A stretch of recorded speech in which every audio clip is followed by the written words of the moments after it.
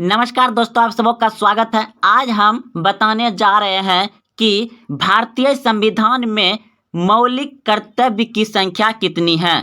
यानी भारतीय संविधान में भारतीय नागरिकों को मौलिक कर्तव्य कितना दिया गया है। तो दोस्तों, अगर आप जानते हैं तो कमेंट बॉक्स में उत्तर जरूर दीजिए कि भारतीय संविधान में मौलिक कर्तव्य की संख्या कितनी है। तो चलते हैं, इसे हम अच्छे से डिटेल से समझेंगे। देखिए, भारतीय नागरिकों के मौलिक कर्तव्य देखिए दोस्तों, आपका कर्तव्य जो आप दूसरों के लिए या अपने परिवार के लिए करेंगे वह आपका कर्तव्य होता है।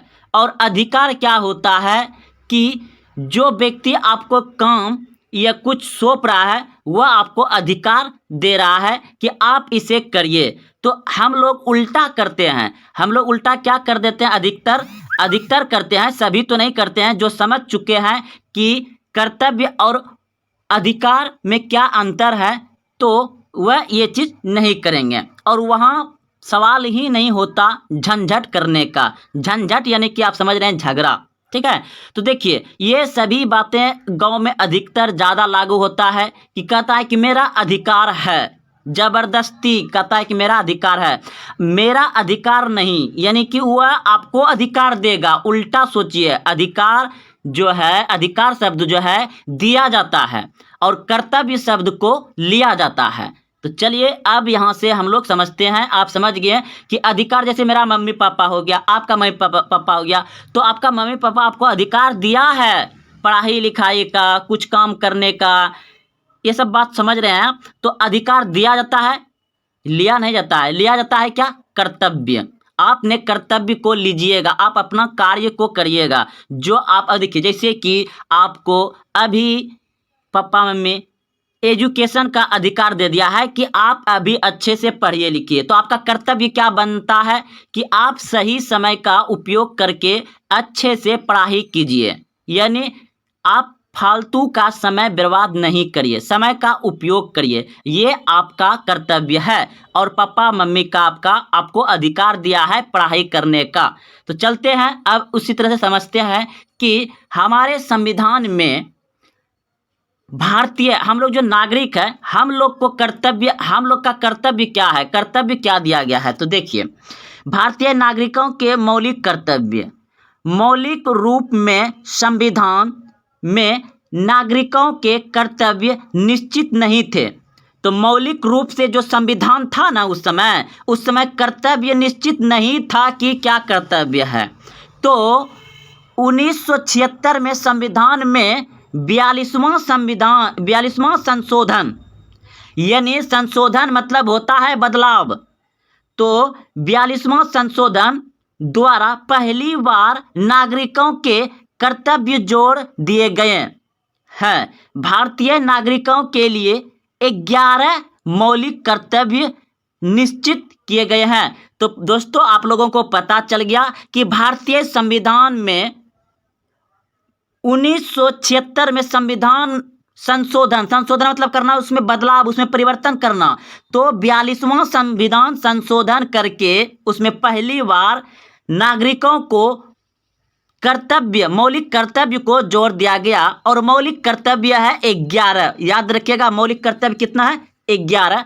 तो इन सभी 11 मौलिक कर्तव्य को अच्छे से समझेंगे और याद रखेंगे। तो देखिए, एक बार फिर से पढ़ रहे हैं ताकि अच्छे से समझिए, समय लगे लेकिन अच्छे से समझिए। भारतीय संविधान में, ठीक है, तो देखिए उसमें वहां पे लिखा रहेगा क्या कि भारतीय नागरिकों के मौलिक कर्तव्य, ठीक।